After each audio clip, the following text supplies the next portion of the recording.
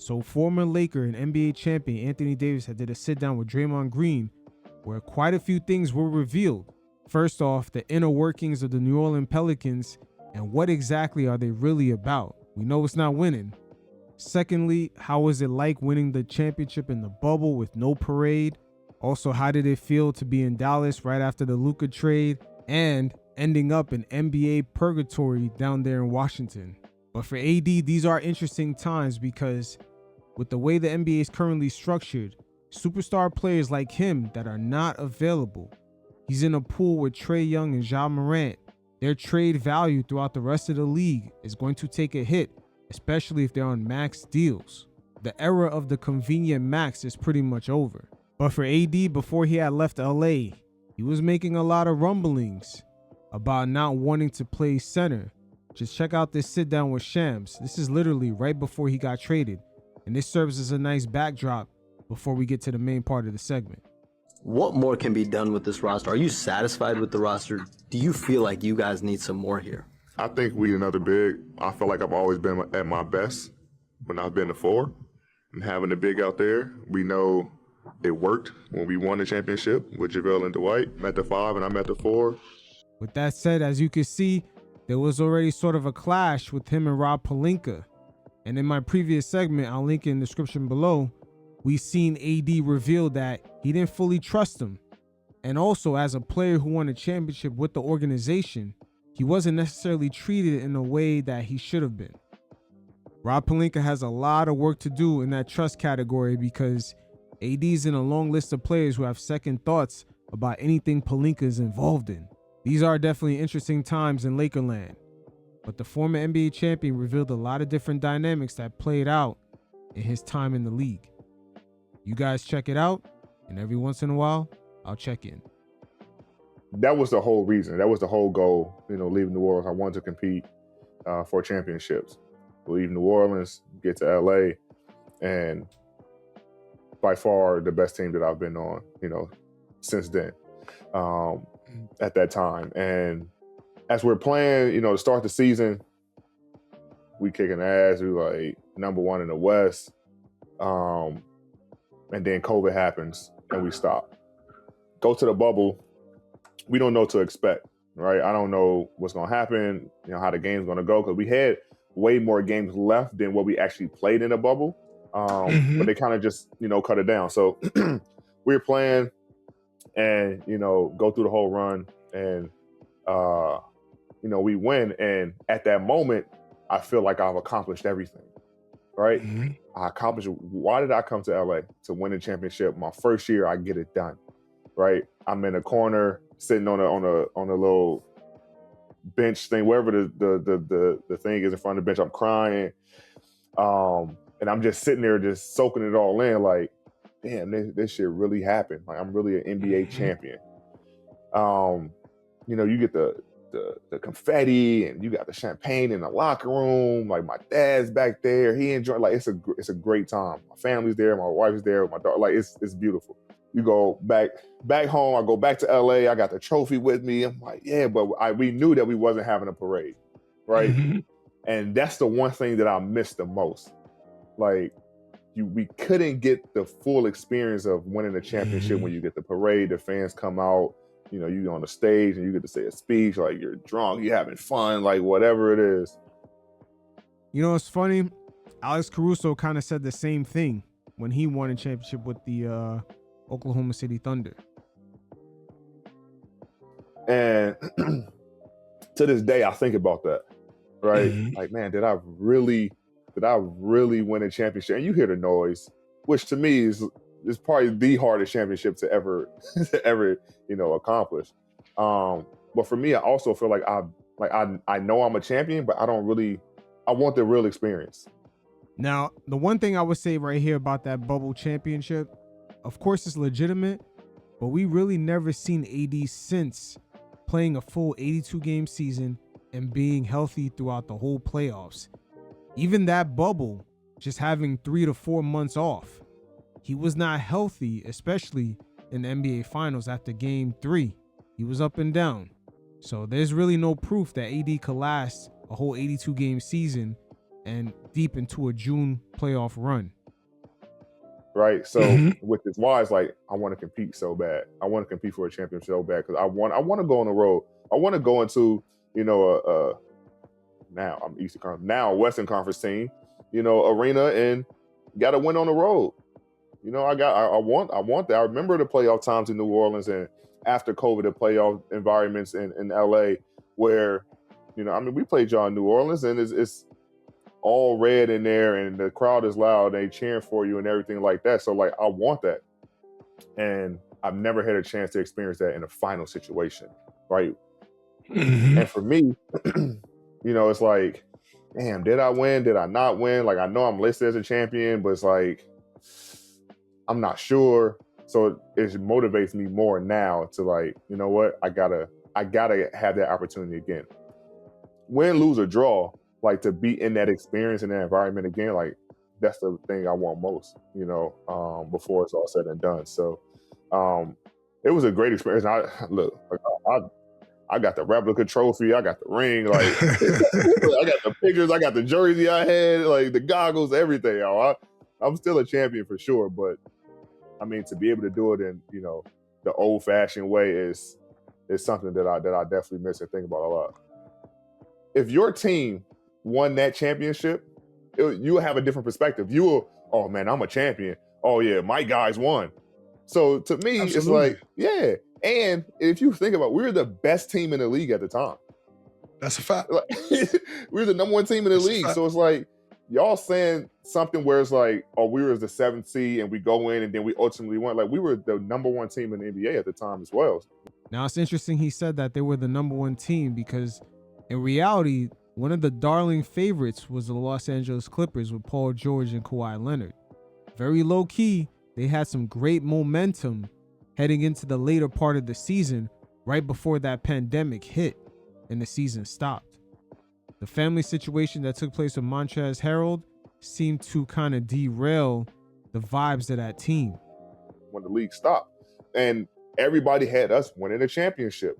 So, you can't say, well, oh, the Lakers, oh, it's not real, or, it was the bubble championship. They didn't have you think we come from playing in front of fans our entire lives, and then all of a sudden this crowd noise that's implemented in through speakers, you got the fans on big ass screens around the arena, our family's not there. Then you got some fans that's all the way at the top that's limited, like they got court-side seats, but they 6 feet apart in this chair, like it's all different, you know what I'm saying? So like everything is different, outside of the games itself. You're now in a hotel room that's way smaller than what you'll probably get on the road, when you're in the league. The food is okay, you know what I'm saying? It's not great. It's nowhere to go. They're trying to create things for you to do. Your family's not there, so it's like we're also, like you said, choose your heart. Like we went through a lot of things too. Yeah, I'm sure of it. That was the tricky thing about the bubble. In order for your team to win it, a lot of the players on the team couldn't have too much outside noise. And it seems like that's what affected some of the main teams like the Clippers. There was just too much going on with player personnel and their family members. It was so bad for some people that they had family members passing away, but yet they were kind of quarantined inside a bubble. Some of them even being away from their wives and children. You know what I'm saying? But like you said, at the end of the day, we had to line them up just like everybody else and lace our shoes up and go to war. And I feel like when people say this shit is like, yeah, but if your team won or your favorite player won, it would be different. Like, no, y'all be saying everything that we're saying. The bubble situation was truly not ideal, but moving forward, AD right here gives great insight into what the Pelicans organization is truly about, as he did play the villain role, but that's all after numerous times he tried to ask the franchise to position themselves to win. Yeah, man, and when I'm done, man, I'm gonna really tell like the truth about everything, man. But it was crazy. Like that was my first time ever essentially being a villain in anything, right? Because remember, I came on the scene late, junior year of high school, Like, so everybody's like, we don't really know this guy, whatever. Mhm. You know, through college, you know, I won. It was like, oh, AD, everybody loved him. You know, go to the Olympic team, like the best teammate, best rookie, and I'm having a great time in New Orleans. Is, oh, this kid, you know, so that was the first time, like, where in my life I was like, yo, he's a villain. And people really don't like him.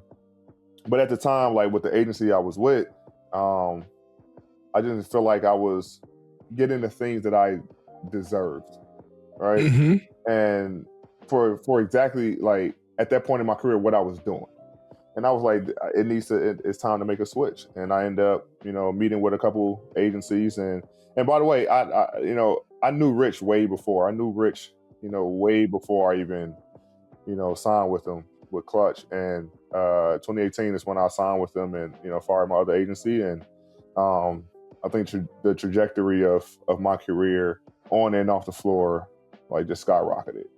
No need to explain, AD. We already knew the fix was in as soon as it was stated that you signed to Clutch Sports. That flight might as well already have been booked to LA at that moment. You know, but it was tough because we, you know, went in as like, you know, I want to win, you know, and I think the turning point was when I didn't make an all-star starter when I definitely should have. And it was because Yes. the team, you know, was losing. It was bad. And it was like, nah, I can't do this anymore. Like, I want to win at that point, because, you know, when you first come in the league, it's like, hey, look, I'm getting my money. I just want to get bread. I just want to get paid, you know. And then at some point it switches, like, oh, I'm trying to win. And by that time it was year 7. I'm like, I want to win. I've been to the playoffs twice, you know, and had to run into this super team. Man, I ain't gonna lie, I thought we could have beat y'all in 17 when we had DeMarcus, before DeMarcus got hurt. I'm like, we had DeMarcus, bro. I just feel like, Woo, that does not get talked about enough. Out of all the teams that could have gave the Warriors issues in the NBA, that 2017 Pelicans team with AD and Cousins would have gave the Warriors nightmares. I mean, shit, they even had Drew Holiday out there in the perimeter with Rondo. you would have gave them a fucking run for their money. But, you I know, would love to see that. We would have beat y'all 4-1, but it would have been fun. Y'all did beat us 4-1 already. It would have been we ended up getting one in New Orleans. Maybe 4. Yes, that is true. Yeah, we ended up getting one in New Orleans. Yeah. But I just feel like at that time I wanted to win. And, you know, I've been to the playoffs twice in New Orleans, and I was like, you know, go to the arena, I see the crowd, I'm like, man, this is what it's about. And at that time, I don't think we were just in a line. We weren't, you know, in the same ballpark when it came to like trying to win. And that's all I ever wanted to do. Like, whatever y'all need me to do, like, let's do it. And we tried to get it done, you know, without it being any noise. Like, look, I want out. And, you know, at the time the GM was Dale Demps, and we were having discussions, and it just wasn't getting done. And so then, you know, Rich being Rich, like, okay, well, now we got to be loud about it. And that's when I end up doing a media interview after practice, and told him, like, I want to be traded. And, you know, then it kind of just blew up from there. And then I think that was around All-Star. And after I said that, maybe like a week later, I think Dale gets fired. I'm like, this doesn't even make sense. Like, but by this time I was already the villain, but now I'm the problem. The GM gets fired a week later after I asked for a trade, but I'm the problem. Now, interesting enough, they brought in David Griffin, the same general manager for when LeBron had made his return to Cleveland. Again, it wouldn't shock me if that was a hire made by the NBA in order to make that AD situation go away for that wink Zion pick. Right? So then come back and they said they wasn't going to trade me, or they couldn't find a deal or whatever. And I go back and look, me, I'm still like, look, at the time, I'm like, I'm still a Pelican, so I'm not. Like, I'm going to still come in, be a professional. I'm going to work. We played Minnesota right after the break. And I had like 35, you know, going into the fourth. And I got benched in the fourth quarter. And you, like, the fans was obviously booing me when I first came out. And then they like, put him in the game. We trying to win. And I got benched. And that's when they brought in Danny Ferry. And we had a conversation like, we're gonna play you, after that game, like we're gonna play you like 15 to 20 minutes a game. And I'm like, all right. I'm like, nah, I'm not doing that. Because now, and as a basketball player, somebody tell you playing 15 minutes, bro, you're bound to get hurt. You bound to get hurt because you're going to bullshit. And you bullshit. spending 7 of those 15 minutes getting loose. Exactly. So I'm like, I can't do that, And it goes to show you how disconnected the analytical kind of driven front offices are from just the overall team dynamic. You see now with a lot of the tanking also, it's affecting the rookies coming in. They're getting too used to losing, and it's even having an effect long term with them just getting placements on competitive teams. You could even flip the coin further by saying veterans get sent over there in order for their careers to die. Just imagine like you're a veteran, maybe you're the 7th guy coming off the bench, then they send you to New Orleans. Your career is pretty much done. Who wants a vet being the 2nd or 3rd rotational player freshly coming off a losing team? You fellas could go ahead and do your research and just see the list of names that have seen their last stop in the NBA this way. So in a way, you could say some of these franchises have become graveyards for a lot of vets. And he came and, talked to, Drew as well and hit all the young guys and, told them they were going to play them. And so, ended up finishing the rest of the season, ended up getting traded in the summertime. But at that point, Rich had to come out and say some stuff too. And we ended up getting fined. And it's like, that's the toughest part about the business is that and we speak on this all the time, when a team is tired of a player, they can trade him with no consequence, right? But once a player's like, I want to do what's best for me, and because I want to compete for championships and win, it's not even about the money. Like New Orleans offered me a crazy deal at the time. Like it's not even about the money. Like I genuinely want to win, and so now because I want to win, I'm considered a villain to this team and to this fan base, And to this day, I go back and they still boo me, right? And it's like, and that's why they still losing. You don't boo the best player in your franchise history. You appreciate him. I'm gonna tell you what got me though, Dre. I'm gonna tell you what got me though. And you say that best player in franchise history, like points, rebounds, blocks, like all this. You know what's crazy? When I went back, I did not get a tribute, and that was the final straw. Get the fuck out of here! Damn, that's horrible. I'm not gonna lie, that is horrible. But what do you expect from an organization that doesn't even invest in their medical staffs, their locker rooms, even towards team building and development?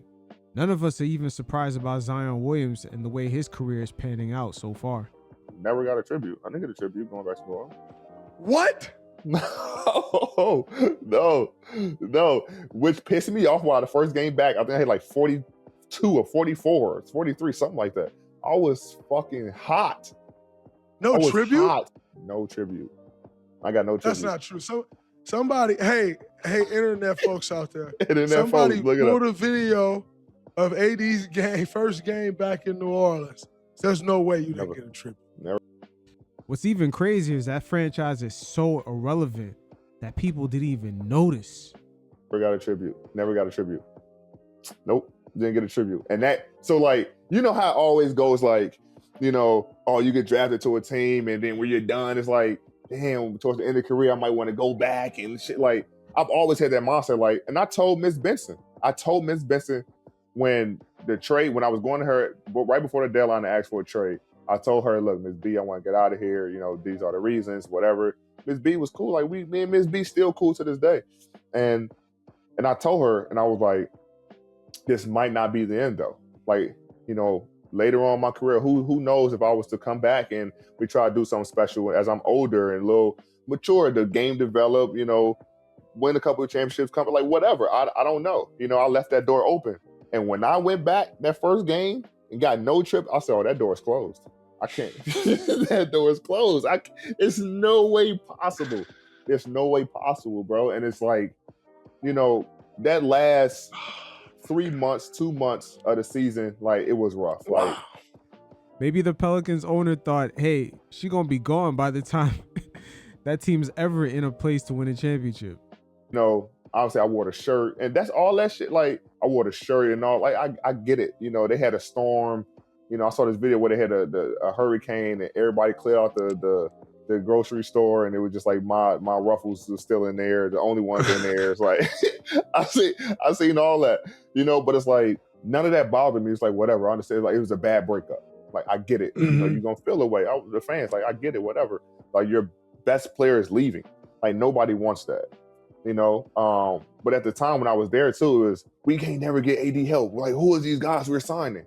So it's like you can't have it your cake and eat it too. You can't say like we not giving him help, but then when he decides to leave, you're mad because he's leaving because he wants to go to a win. And I always thought I was gonna go back. And when I walked in that arena, and it's the emotion, man, it's the emotion. Like you haven't experienced it obviously, but like it's emotional as fuck. Like going back, I was just here 7 years, and I come out and it's boo. I'm talking about like loud, all boos. And so I'm sitting on the bench, and I'm sitting there, and they calling everybody, and I look up, Anthony Davis, and I'm like, oh shit, ain't nothing on the screen. Go out, and I said, oh yeah, okay, watch this.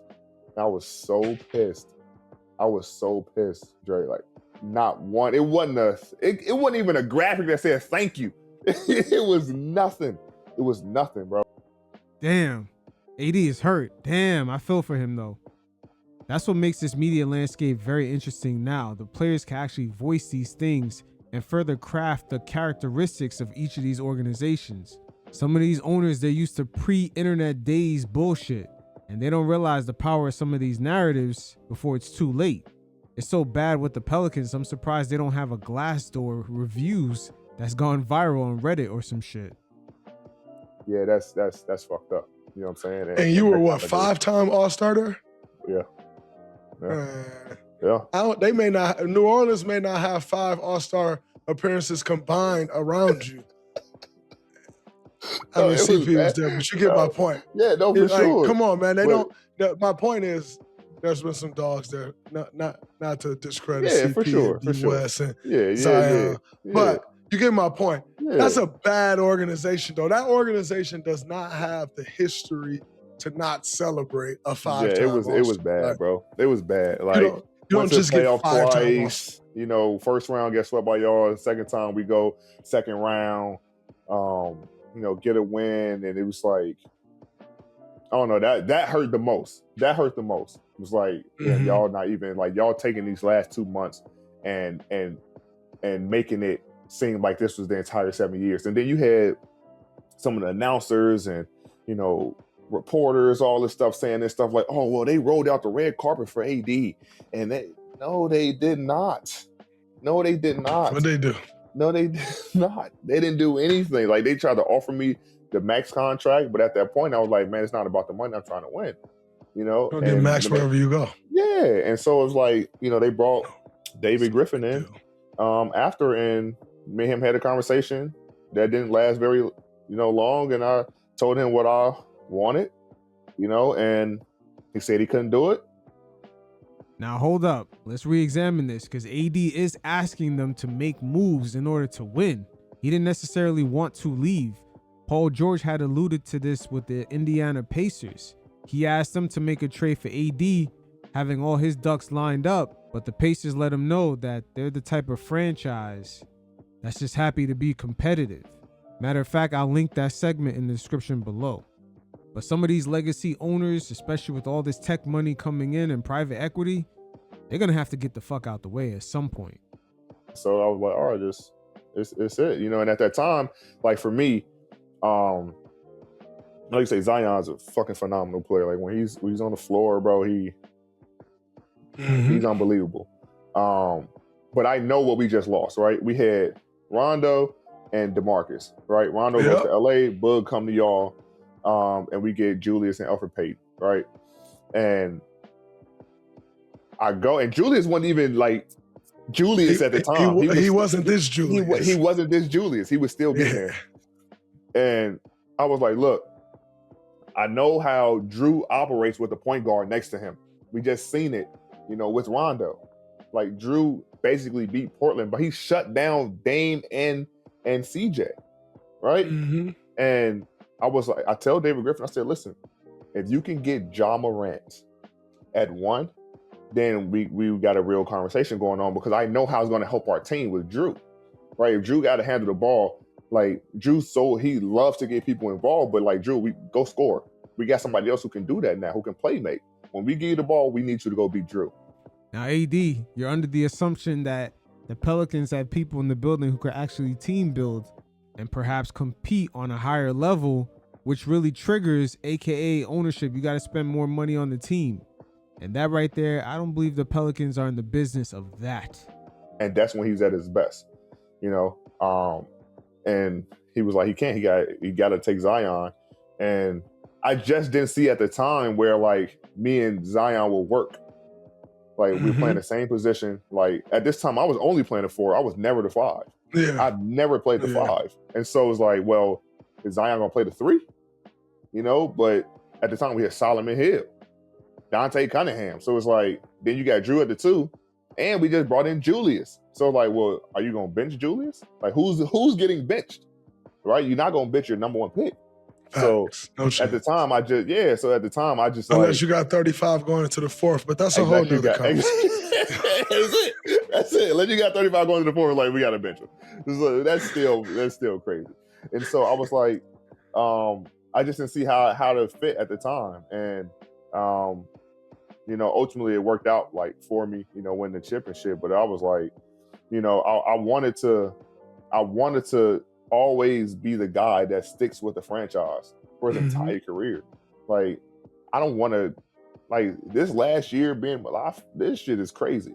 Like, it's the crazy, and I know we'll get into it or whatever, but it's like I always thought I was going to finish in New Orleans, right? Start in New Orleans, finish in New Orleans, and never go anywhere. And when we just didn't align on our goals as far as winning, it just took a bad turn. But we had to do some things, like had to get loud in the media, and I had to go out and be a villain, and you know, Rich had to say what he had to say in order, you know, for it to get done. And I think now people are starting to like see and understand a little bit, but they didn't see it at the time, you know, which really shows you the difference between from the old analog cable TV to more web-based social media and streaming.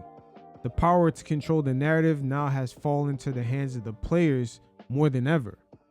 What, this is seven years ago? So, I mean, it is what it is, man. They still ain't got it right. Yeah.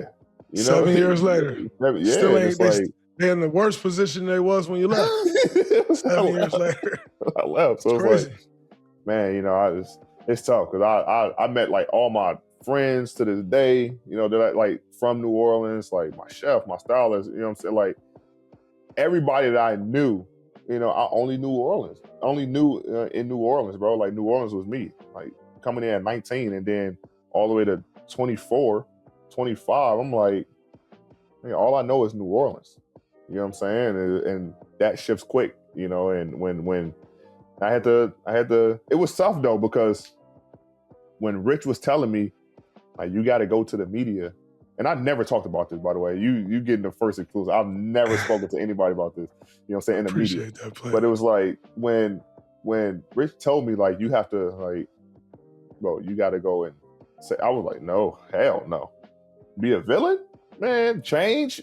I was scared. Like, at first I didn't want to be traded because I'm like, change is different, man. Change is hard. Hell yeah. Change is hard. And I was like, that's all I know. And I was like, to go to New Orleans, because I started doubting myself. Like, man, I know I can do it in New Orleans. I'm going to get all the balls, but I'm about to go play with Bron, Spotlight. I'm going to play with Rondo. Like, I'm about to play with all these players in LA.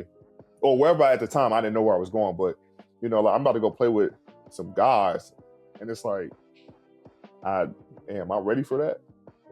Now, my only issue about that season he requested the trade is that they were coming off the previous playoffs where they swept CJ and Dame.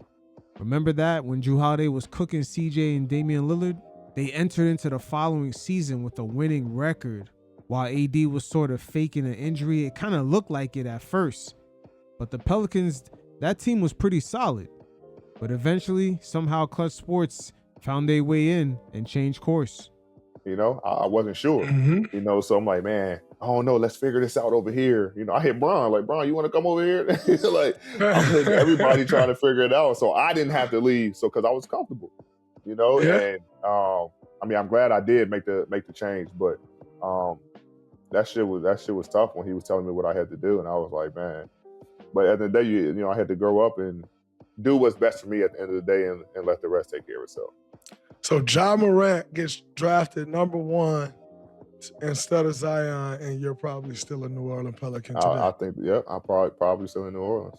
And you asked David Griffin, draft Ja Morant, and he didn't. Yep. That's why you listen to your star player.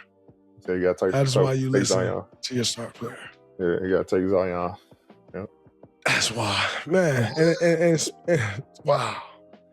Of course they were going to take Zion because he's a much bigger draw. They can get all those ticket sales.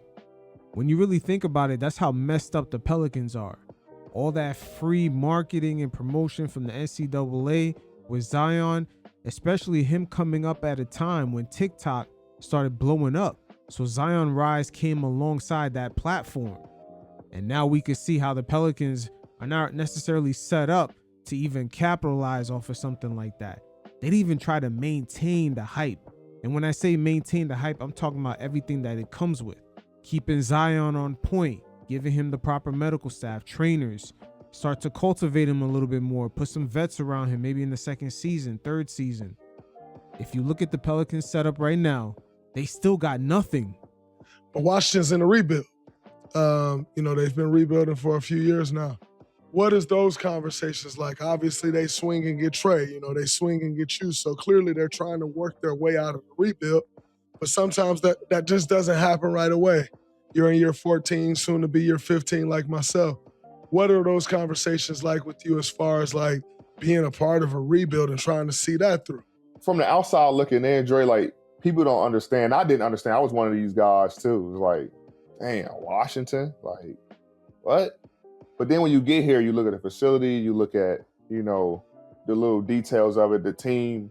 It's like, not bad. Like, I like the young guys on the team. Like, these motherfuckers can play. You know what I'm saying? Like, they play hard. They're not afraid of the moment. They're not scared. Like, these guys can really hoop. And so for me, you know, I'm like, when I talk to the GM, when I talk to the owner, when I talk to the president, I'm always going to be about winning, right? No matter what, I want to win. And if that's here, then that's here, you know. But when you're, like you said, when you're in a rebuild, you know, and for me, I'm at a young 33, and every year that I play from here on out, I want to be able to compete for a championship. I hear you, AD, but you're also at that age where you're becoming less and less available. And in today's NBA, star players like you, Ja Morant, and of course Trae Young, you guys have major issues on availability, and they're looking at your contract. If the number is too high, you guys basically become untradeable assets.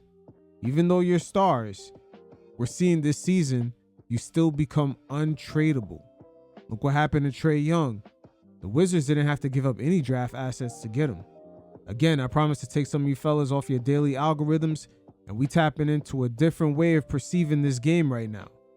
Yes, Anthony Davis does have value, but if he's not available in today's NBA as a star, getting paid almost $60 million a year for whatever team he currently is on, he's basically untradeable. He's a dud asset.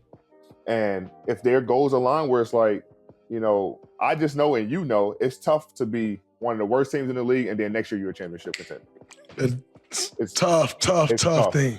You know, but now if you're saying, hey, look, we can go from one of the worst teams, hey, we make playoffs, you get, you know, first, second round, and you stacking, then, you know, it's a different conversation. Yeah, you know, but it's not going to happen overnight, right? And so for me, like, I want to be able to compete for championships, and, you know, obviously this team is not there yet. You know, so I got to, like, I'm going into the summer, you know, having conversations with them. Like, what's realistic? Like, what are y'all thinking? If we are, you know, trying to win, what other players are we getting? You know, are we getting other players? You know, like, what can we do? What's the flexibility? What flexibility do we have? And then kind of go from there. But at the end of the day, I want to compete for championships. Like, I've been to the playoffs. I've been to the West Conference Finals. I want to win. You know, I want to win. Like, goes back to the earlier conversation. Like, I want to go on the road. I want to go on the road, man. I want to go and roll and say, yeah, you know what I'm saying? So my desire for winning a championship, like that's what I want to do. And, you know, I've expressed that to them, and, you know, there's more conversation to be had though. But, you know, I do like these young guys. You know, I want to compete for championships, and, you know, who knows? Maybe it's here. I don't know. You know, when we look at AD right now, he's in a very unique situation, as he came up in two different versions of the NBA. Him being in his early 30s, he's sort of used to that, oh, I'm a max player, I got the leverage, I can request a trade. Even though I get hurt and play 65 games a year, I'm still eligible for max contracts due to my talent. That version of the NBA is dying off. Him, KD, LeBron, that's what they came up, that's what they were used to. But just them working out a contract today is a lot different. KD's already taken a pay cut in Houston. The Lakers let LeBron James' player option basically expire. That never ever happened to the man throughout his career. So business-wise, this NBA environment is very different. And I'm not sure if AD has been put onto it yet, the way he's speaking. It is what it is. Sometimes it's good to tap into a different side of the algorithm and get into a little deeper bag about some of the nuances. But you fellas definitely hit up the links in the description below. Check out my NBA True Story playlist. And until next time, you guys stay safe. Peace.